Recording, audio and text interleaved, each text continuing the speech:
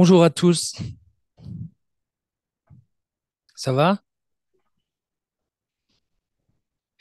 Parce qu'on est bien entre nous, ensemble, en église.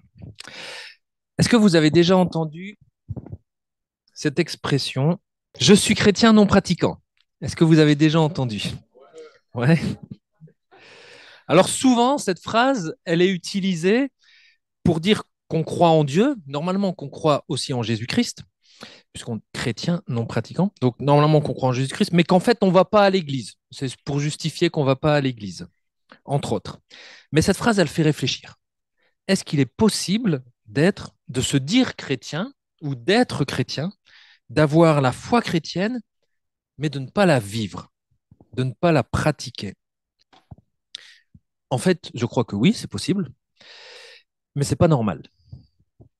Ce n'est pas à cela qu'un chrétien est appelé. Quand Christ, Jésus, nous fait naître à la vie éternelle, cette personne, elle est censée grandir dans sa foi. Petit à petit, dans le processus de croissance spirituelle, elle est appelée à vivre et à pratiquer ce que Christ lui-même vivait et enseignait. Mais parfois, il arrive qu'on soit chrétien de longue date et qu'en fait, on ne pratique concrètement pas grand-chose de l'enseignement de Jésus.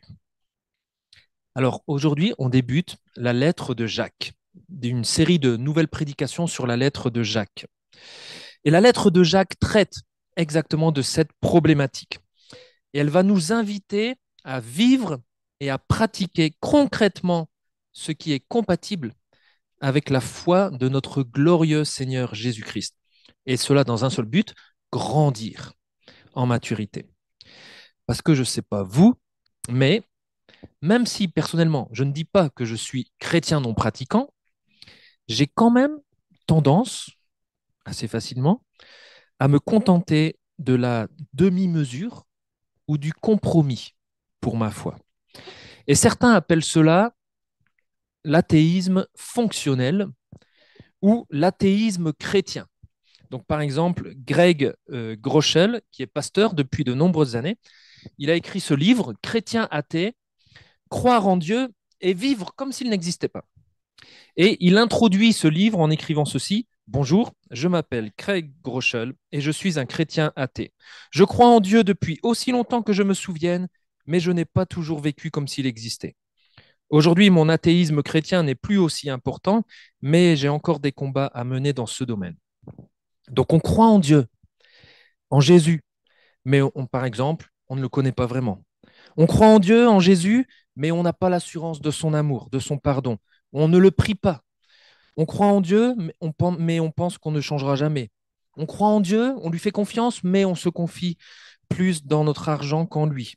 On croit en Dieu mais en fait, on ne croit pas effectivement à son Église et donc on ne n'y participe pas. On croit que Dieu existe, qu'il a créé les cieux et la terre, que la Bible est vraie, que le paradis nous attend grâce à Jésus-Christ, mais souvent, à un niveau fonctionnel, dans notre vie de tous les jours, nous vivons comme s'il n'y avait pas de Dieu.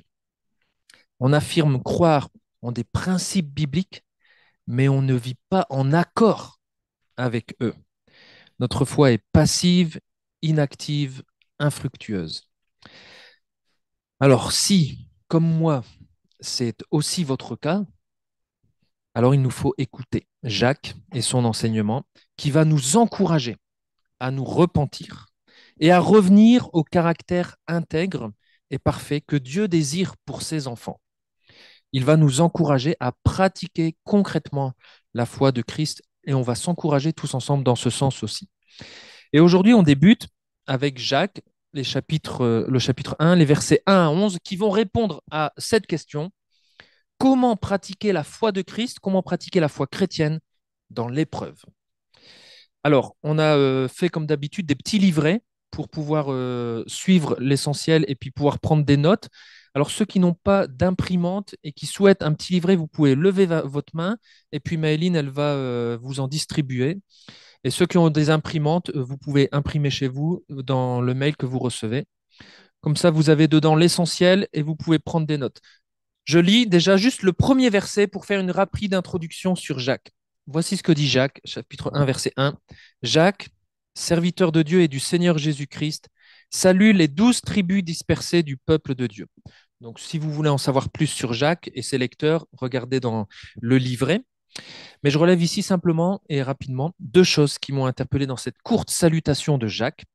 Premièrement, le Jacques qui a écrit cette lettre, c'est très certainement Jacques, le demi-frère de Jésus. Et donc, c'est celui que l'apôtre Paul appelle, enfin, qualifie de colonne, pilier de l'église de Jérusalem. Et il aurait pu commencer sa lettre en disant Jacques, leader de l'église de Jérusalem, demi-frère de Jésus-Christ. Ça jette. Mais il a commencé en disant, il se présente humblement, Jacques, serviteur de Dieu et du Seigneur Jésus-Christ. Il croit en fait et il pratique déjà ce que Jésus avait dit à ses disciples, que je vous ai rappelé il y a 2 semaines, quiconque veut devenir grand parmi vous sera votre serviteur. Et quiconque veut être le premier parmi vous sera l'esclave de tout, de tous. Jacques, serviteur de Dieu et de Jésus-Christ. Il croit et pratique le fait que Dieu est Dieu et que c'est nous les serviteurs de Dieu. Dieu n'est pas notre serviteur. Dieu est Dieu. Un chrétien athée, je vais reprendre assez régulièrement cette expression, j'espère que vous l'avez comprise, un chrétien athée aura peut-être tendance à vivre une inversion et à croire que Dieu est son serviteur. Mais Dieu est Dieu et nous sommes les serviteurs de Dieu. Deuxièmement, ce que je relève dedans, c'est que le verbe disperser, dans le verbe disperser, il y a l'idée d'une semence qui est jetée au vent. C'est ce qui s'est passé lorsque les premiers croyants juifs ont été dispersés lors de la première vague de persécution en Acte 8. Ils ont été semés comme des graines dans de nombreux endroits. Et beaucoup de ces graines ont porté des fruits, ont fait propager la parole. Pourquoi? Parce que ces graines, ces chrétiens ont pratiqué, ont vécu concrètement la foi chrétienne là où ils étaient, là où ils avaient été dispersés. Et de même, nous, allez, on va dire 6 jours sur 7, on est des chrétiens dispersés à droite à gauche. Aujourd'hui, là, on est tous des chrétiens rassemblés, mais à 12h30, là, on sera des chrétiens dispersés. Et puis, on va retourner à la maison, à l'école, au travail, en course, aux balades, en balade. On est des chrétiens dispersés. Et dans cette dispersion, eh ben, nous sommes aussi. Et c'est surtout là, en fait, qu'on est invité à pratiquer, à vivre concrètement notre foi en Christ. Même si la situation n'est pas en notre faveur, ce qui était certainement le cas des chrétiens auxquels Jacques écrit. Ils étaient certainement des chrétiens persécutés dans leur dispersion. Donc maintenant que cette introduction est faite, on continue la lecture du texte avec la première mise en pratique de la foi de Christ. Comment pratiquer la foi de Christ dans l'épreuve? Donc voici la réponse de Jacques, inspirée par les enseignements du Seigneur Jésus, on va le voir. Verset 2. Mes frères et sœurs, quand vous passez par toutes sortes d'épreuves, considérez-vous comme heureux, car vous le savez, la mise à l'épreuve de votre foi produit l'endurance. Mais il faut que votre endurance aille jusqu'au bout de ce qu'elle peut faire pour que vous parveniez à l'état d'adulte et soyez plein de force, des hommes auxquels il ne manque rien. Si l'un de vous manque de sagesse, qu'il la demande à Dieu, qui la lui donnera, car il donne à tous généreusement et sans faire de reproche. Il faut cependant qu'il la demande avec foi, sans douter, car celui qui doute ressemble aux vagues de la mer agitée et soulevé par le vent. Qu'un tel homme ne s'imagine pas obtenir quoi que ce soit du Seigneur. Son cœur est partagé. Il est inconstant dans toutes ses entreprises.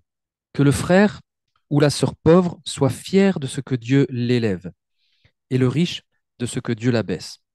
En effet, il passera comme la fleur des champs. Le soleil se lève, sa chaleur devient brûlante et la plante se dessèche, sa fleur tombe et toute sa beauté s'évanouit. Ainsi en est-il du riche, il disparaît au milieu de ses activités. Alors comment pratiquer la foi de Christ dans l'épreuve? Comment pratiquer la foi chrétienne dans l'épreuve? Jacques, là, nous donne 3 éléments de réponse qu'il va continuer de développer en fait tout au long de sa lettre aussi. Le premier élément de réponse, c'est qu'il faut considérer avec foi l'épreuve. Ça, c'est les versets 2 à 4. Et le mot considérer, c'est le mot le plus important de ces versets 2 à 4. Considérer, c'est regarder avec une très grande attention, c'est examiner de façon détaillée et déterminer aussi les choses. Donc, comment on pratique la foi chrétienne dans l'épreuve? Eh bien, il faut considérer, il faut regarder attentivement les épreuves que l'on traverse, que l'on rencontre. Les épreuves, déjà, quand on considère les épreuves, on peut dire que les épreuves, elles existent. Jacques ne dit pas si vous passez par toutes sortes d'épreuves, mais il dit quand vous passez par toutes sortes d'épreuves. On passera tous par des épreuves. On est le peuple dispersé de Dieu, mais on n'est pas le peuple dispensé d'épreuves. Les épreuves, elles sont là, c'est une réalité. Et les épreuves dont Jacques parle ici, elles désignent, tout comme ailleurs dans le Nouveau Testament, elles désignent surtout les expériences négatives que l'on endure à cause de notre foi chrétienne. Donc, par exemple, les obstacles que l'on peut rencontrer dans le monde en conséquence de notre éthique chrétienne. On a une éthique, le monde en a une autre, et ça crée des obstacles. L'effort consacré à l'annonce de l'Évangile, ou parfois aussi la souffrance émotionnelle, économique ou physique infligée par ceux qui s'opposent à l'Évangile. Donc les diverses épreuves de Jacques, elles concernent euh, ceci, les épreuves dues à notre foi, et non pas ce qu'on pourrait appeler les épreuves internes, qui seraient comme par exemple la tentation ou la maladie. Ça, c'est d'autres choses que Jacques traitera plus tard différemment. Ici, là, le chrétien passe par des épreuves en conséquence de sa foi chrétienne. C'est le genre d'épreuves pour lesquelles Jésus avait dit dans le Sermon sur la montagne, Jacques fait beaucoup de parallèles, il applique le Sermon de la montagne à son troupeau à lui, et c'est le genre d'épreuves du coup pour lesquelles Jésus avait dit, heureux serez-vous quand les hommes vous insulteront et vous persécuteront, lorsqu'ils répandront toutes sortes de calomnies sur votre compte à cause de moi. Oui, réjouissez-vous alors et soyez heureux, car une magnifique récompense vous attend dans les cieux. Car vous serez ainsi comme les prophètes d'autrefois, eux aussi ont été persécutés avant vous de la même manière. Donc Jacques ne fait que reprendre l'enseignement de Jésus et il l'applique à son troupeau qui a été dispersé et qui rencontre des épreuves à cause de sa foi dans les endroits où ils sont. Jacques, pareil, il invite à considérer l'épreuve. D'autres versions disent il invite à considérer l'épreuve comme un sujet de joie complète. Ça, c'est dur, ça. Je ne sais pas si on arrive à considérer l'épreuve comme un sujet de joie complète. C'est pas facile. Comment on peut considérer l'épreuve comme un sujet de joie complète? Pour ça, il faut considérer, Jacques le dit dans son texte, il faut considérer ce que produit l'épreuve. L'épreuve produit l'endurance et la maturation. L'épreuve produit l'endurance qui elle-même va produire, quand l'endurance est amenée jusqu'au bout, alors elle produira la maturation spirituelle, la croissance spirituelle. L'endurance, c'est cette aptitude qu'on a à résister avec force et constance à une fatigue physique ou morale, bref, à une épreuve. Et le mot endurance, peut-être vous avez dans votre Bible, il est traduit parfois par patience. Mais si vous avez le mot patience dans votre Bible, n'imaginez pas une patience inactive. Dans la Bible, le mot patience, c'est jamais inactif, c'est pas bon, je me pose là et puis j'attends que l'épreuve se passe. La patience, c'est toujours synonyme d'endurance, de persévérance, c'est toujours une patience active. Si vous avez fait des courses d'endurance, vous comprenez tout de suite que la patience, c'est pas inactif. La patience est une attitude de persévérance et de courage dans l'épreuve. Donc l'épreuve produit l'endurance. Mais est-ce que vous êtes bon, vous, en endurance? Non? Je vois des têtes qui disent non. Il y a des sportifs, ils me diront peut-être oui. Bon, moi, personnellement, je ne suis pas doué en endurance sportive. Si vous me demandez de courir une course d'endurance, je vais faire un tour. Bon, ça dépend du circuit déjà. Un tour, deux tours. Puis peut-être au troisième tour, mon endurance va être mise à l'épreuve, là. Je vais commencer à penser aux bancs qui sont le long du chemin et puis sur lesquels j'aimerais bien m'asseoir. Je vais commencer à penser à des barres énergétiques qui me feraient tellement de bien. Je vais commencer à penser à un bon soda plein de sucre. Je vais commencer à me demander, mais à quoi ça sert de courir en rond comme ça après le vent? Je vais penser à arrêter et à abandonner la course. Et c'est pareil, en fait, quand notre foi est mise à l'épreuve. Assez rapidement, on va devoir faire preuve d'endurance. Notre foi est mise à l'épreuve, on commence à entrer dans une course d'endurance et plus ou moins rapidement, on va être tenté par le compromis qui réduirait ou qui arrêterait l'épreuve. On va être tenté de placer notre confiance dans d'autres choses que Jésus-Christ, au cas où. On va être tenté peut-être même d'abandonner la foi, parce qu'au moins ça fait arrêter l'épreuve, etc. Mais les sportifs le savent, et il y a des sportifs dans la salle qui pourront le confirmer. C'est justement à ce moment-là où tu as envie d'abandonner qu'il faut persévérer et qu'il faut passer le cap. Parce que en sport, c'est ce qui va te permettre de devenir meilleur dans ta pratique. Tu confirmes, Hardy, au foot, c'est ça, ton coach, il te pousse à aller jusqu'au bout.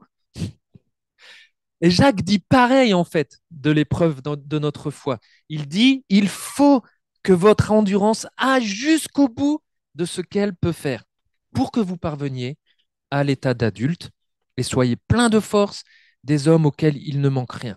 Dans l'épreuve, il faut que notre endurance aille jusqu'au bout de ce qu'elle peut faire, parce que c'est comme ça qu'on va grandir spirituellement. C'est comme ça qu'on va devenir parfait dans le sens mature, adulte, non pas parfait sans péché, mais dans le sens mature, adulte, comme notre Père céleste est parfait. Et ça, c'est tout l'objectif de la vie chrétienne, devenir comme Christ. Au début, on est des bébés en Christ, ensuite des enfants en Christ, des jeunes gens en Christ, et le but, c'est qu'on soit des adultes en Christ. On est OK? On est d'accord avec ça? Dieu veut développer en nous son caractère, son fruit, notamment l'amour, la joie, la paix, la patience, la bonté, la bienveillance, la douceur, la maîtrise de soi. Et tout ça, ça se développe comment? Ça se développe particulièrement lorsque notre foi, elle est mise à l'épreuve et lorsque nous faisons preuve d'endurance. Et on est d'accord, l'endurance, ça ne s'apprend pas dans un livre. Il y a des cyclistes aussi là parmi nous. Greg, tu n'apprends pas l'endurance juste en lisant en bouquin. Va falloir que tu fasses du vélo. Eh ben, pour nous, c'est pareil. L'endurance dans la foi, c'est pareil. On ne l'apprend pas juste en lisant la Bible ou en priant. L'endurance, on la développe en traversant des épreuves et en faisant confiance à Dieu et en lui obéissant. Et c'est ça qui va former à la fois notre endurance et notre croissance spirituelle. Et c'est comme ça qu'ensuite on pourra considérer, c'est en sachant cela qu'on peut considérer l'épreuve comme un sujet de joie complète. Parce que nous savons ce que les épreuves produiront en nous. Elles vont nous faire grandir. Et nous savons qu'au bout du compte, Dieu sera glorifié. Alors comment pratiquer la foi dans l'épreuve? Eh bien, il nous faut considérer l'épreuve à la lumière de ce que Dieu fait pour nous et à travers elle. Tout comme Jésus a fait la même chose, en fait, lorsqu'il était à la croix, il a pu supporter la croix, la lettre aux Hébreux nous dit ceci, il a pu supporter la croix à cause de la joie qui lui était proposée. Quelle joie? La joie de retourner au ciel, la joie ensuite qui allait être de partager sa gloire avec son Église. Et parce qu'il avait cette joie au bout, eh ben, il a pu supporter l'épreuve de la croix. Et ensuite, après lui, de nombreux croyants ont fait ça aussi. Ils sont restés heureux, même au cœur de l'épreuve, parce qu'ils ont considéré avec foi l'épreuve, sachant ce qu'elle allait produire en eux. Mais il faut, mais il faut que notre endurance aille jusqu'au bout de ce qu'elle peut faire. Et c'est peut-être là où le bas blesse. Parfois, on traverse une épreuve de la foi, et notre seule prière, c'est d'en sortir le plus rapidement possible. On prie Dieu de nous tirer de là rapidement. On demande à l'Église de prier en ce sens, voire de nous aider dans ce sens pour sortir de l'épreuve. Mais on raconte, alors j'ai pas pu vérifier si c'était vrai biologiquement, et puis Philippe n'est pas là aujourd'hui, il ne pourra pas nous confirmer, mais on raconte qu'il ne faut pas aider un papillon à sortir de son cocon par le petit trou qu'il a créé. Le papillon doit s'efforcer, doit faire preuve d'endurance pour sortir par ce trou. Parfois, il faiblit et il donne l'impression qu'il va abandonner, qu'il ne va pas réussir à sortir de son cocon. Mais si jamais on est à côté puis qu'on le voit et qu'on l'aide en décidant d'ouvrir un tout petit peu le trou, alors ok, le papillon va sortir rapidement de cette épreuve, c'est sûr, mais il paraît que son corps va être maigre, faible, engourdi, ses ailes vont pas être assez développées pour pouvoir voler ensuite comme il faut. L'épreuve du passage par le trou étroit, là, pour le papillon, c'est une épreuve indispensable pour qu'il puisse grandir, pour qu'il puisse atteindre le stade adulte, être mature. Et c'est pareil pour nous. Il faut que notre endurance aille jusqu'au bout de ce qu'elle peut faire. Il faut qu'on traverse ce trou étroit pour en ressortir plus mature. Mais alors, si on ne doit pas demander à Dieu de nous sortir de l'épreuve, qu'est-ce qu'on doit demander à Dieu lorsqu'on est dans une épreuve?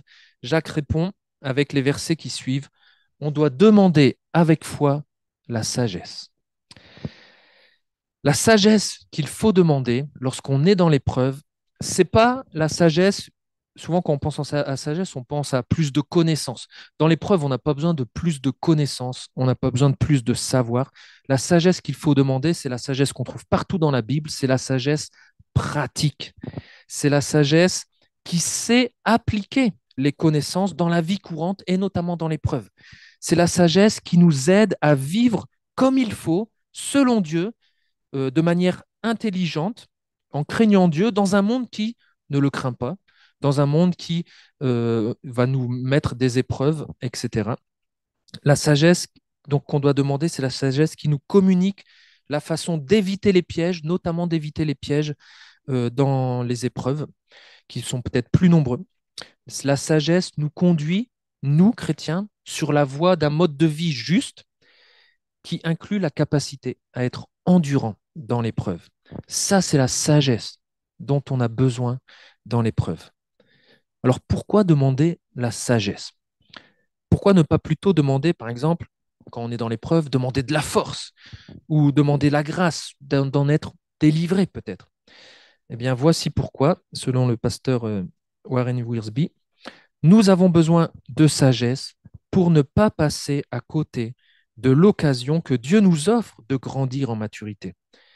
La sagesse nous aide à comprendre la manière d'utiliser la situation ou de vivre la situation pour notre bien et pour la gloire de Dieu. Parce que notre premier réflexe, souvenez-vous de l'illustration du papillon, ça va être de fuir l'épreuve, de chercher à en sortir le plus rapidement, de vouloir abandonner dès qu'on doit être endurant. Notre premier réflexe, ça va être de faire en sorte que notre endurance n'aille pas jusqu'au bout. Et donc, on va passer à côté de la croissance spirituelle et de la joie que nous apporte cette croissance. On a donc besoin de sagesse pour ne pas gaspiller l'épreuve qu'on doit courir. On a besoin de sagesse pour que l'épreuve ne soit pas vaine dans le Seigneur. Et cette sagesse, elle n'est pas humaine, hein, c'est un don de Dieu, il faut donc la demander à Dieu. Il faut la demander à Dieu. Et là, l'image que Dieu nous donne, l'image que Jacques nous donne de Dieu, c'est une image magnifique qui nous encourage justement à aller vers Dieu pour lui demander cette sagesse. Parce que déjà, on apprend qu'il y a une promesse, on a la promesse que Dieu nous donnera cette sagesse. On n'a pas besoin de se dire, bon, là, je traverse une épreuve, il va falloir que j'aille demander de la sagesse à Dieu. C'est quoi les arguments que je pourrais mettre en avant pour être sûr qu'il me la donne? Non, on va lui la demander et on est sûr qu'il nous la donnera.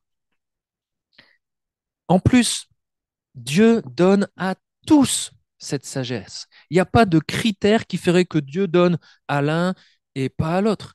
Il donne à tous, qu'on soit bébé dans la foi et qu'on ait besoin de sagesse peut-être pour la première épreuve de foi qu'on va devoir traverser.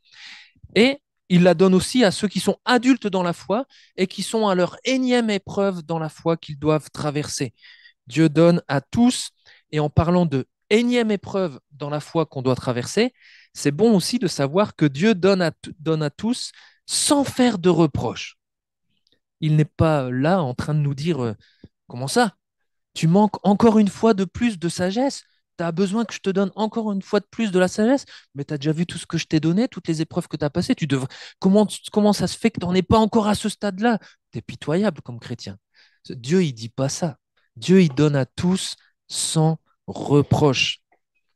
Les humains peuvent agir comme j'ai dit tout à l'heure, mais Dieu, on peut s'approcher de lui pour lui demander de la sagesse, car il donne à tous sans faire de reproche, pour nous aider à faire le pas suivant dans notre croissance spirituelle en tant qu'enfant de Dieu aussi.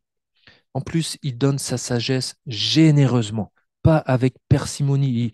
Il dit pas, bon, tu me demandes de la sagesse, je te donne 1 gramme, commence avec 1 gramme de sagesse, puis tu reviens après, on verra ce que ça donne. Non, tu as besoin de sagesse, je te donne 1 tonne de sagesse, et ça va passer.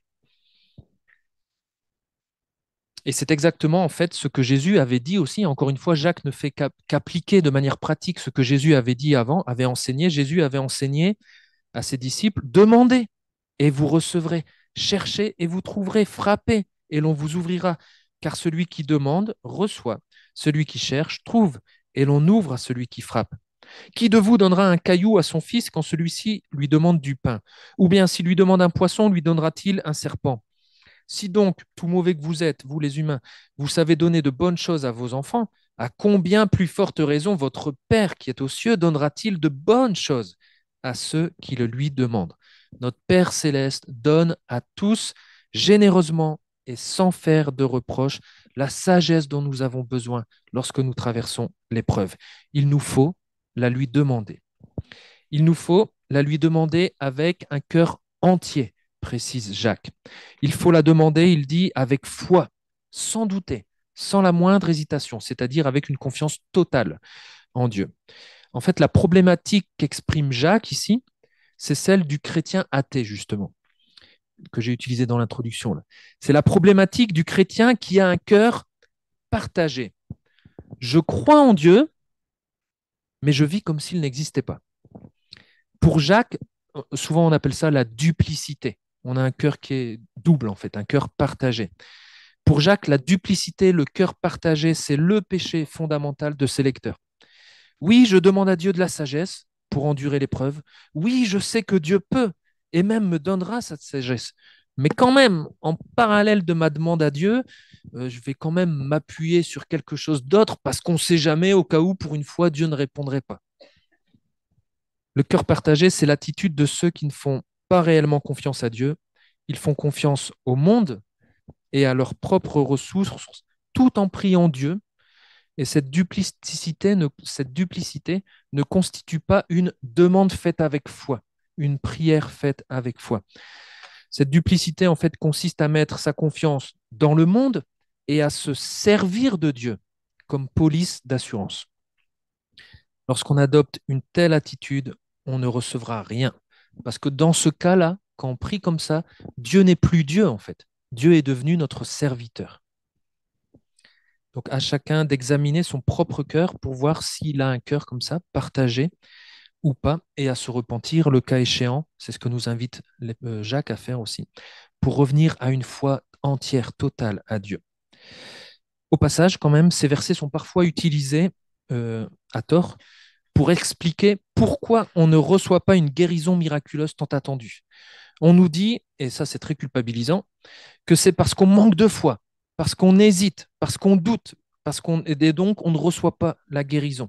Ça c'est une mauvaise utilisation de ces versets, puisque ces versets nous parlent du manque de sagesse, pas de la maladie et de la guérison qu'on devrait demander. La maladie et la guérison, Jacques, il en parlera plus tard et il en parlera différemment.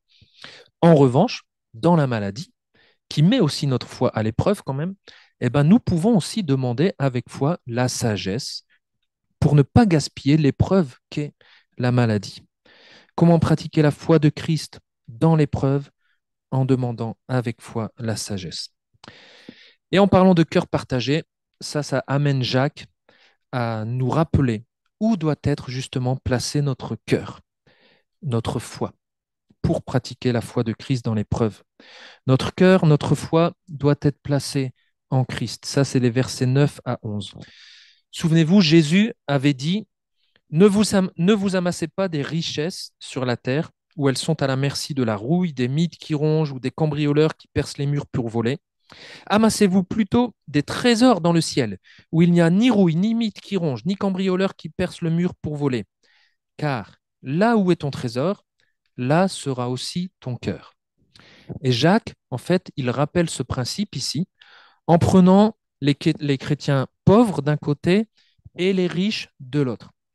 Alors, une petite parenthèse, il faut savoir que dans l'épître de Jacques, les riches ne sont apparemment jamais des chrétiens. Quand vous lisez le mot riche, il ne parle pas de chrétiens, mais il parle plutôt des oppresseurs, des exploiteurs, de ceux qui exploitent les chrétiens qui sont dispersés et qui, eux, sont pauvres.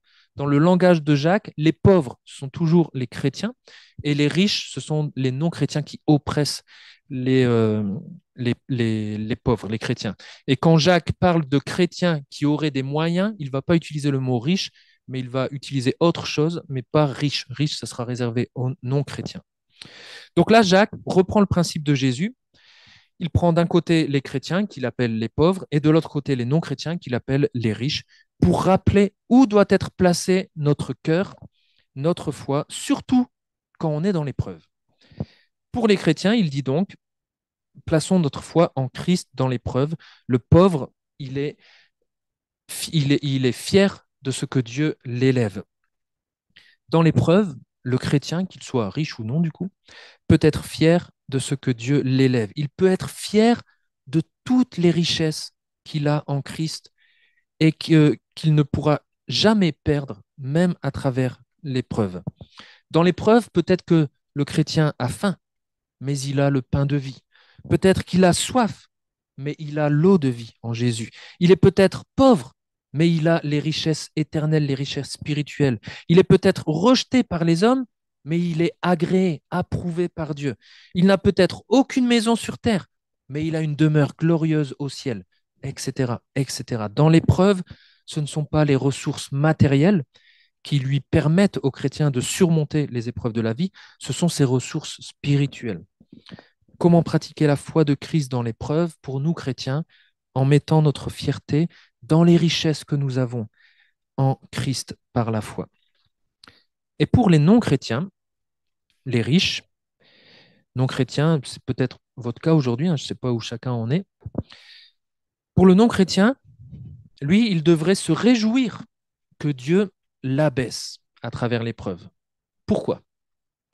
Parce que l'épreuve enseigne toujours quelque chose. L'épreuve enseigne aux riches, notamment aux non-chrétiens, la nature éphémère des biens matériels, des richesses, ainsi que l'incapacité de procurer une, une satisfaction ou une aide ou une joie durable. La richesse, ça ne peut pas procurer ça. La richesse, Jacques nous dit, c'est comme la fleur des champs. C'est beau, c'est attirant, mais dès qu'il fait trop chaud, dès qu'il y a une épreuve, tout disparaît. Et si le riche, si le non-chrétien a mis sa confiance dans ses richesses, dans ses biens, dans sa propre sagesse, etc., si le riche s'est télescopé dans ses richesses, s'il s'est confondu avec elles, si son identité s'est devenue ses richesses, alors le jour où l'épreuve arrive et où la richesse disparaît, eh ben le riche disparaît aussi, puisqu'il s'est confondu avec eux. Je n'ai plus mon argent, mais qui suis-je alors? Qu'est-ce que je vais devenir? Je n'ai plus mon boulot, mais qui suis-je? Qu'est-ce que je vais devenir? J'ai plus mon super loft parisien, mais qui suis-je? Qu'est-ce que je vais devenir? Ça, c'est le grand danger des richesses, de n'être plus rien quand nos richesses ne sont plus. Si on veut bien la considérer, si on veut bien la regarder avec attention, l'épreuve nous révèle toujours en quoi nous plaçons notre confiance.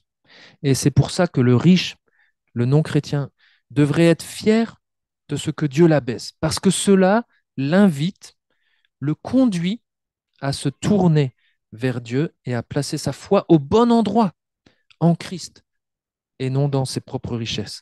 L'abaissement, l'épreuve, pour un non-chrétien, ça lui donne l'occasion de réfléchir à ce qui est essentiel. Ça lui donne l'occasion de placer sa foi dans les richesses de Jésus-Christ. Et en cela, c'est une réelle bénédiction que Dieu leur fait.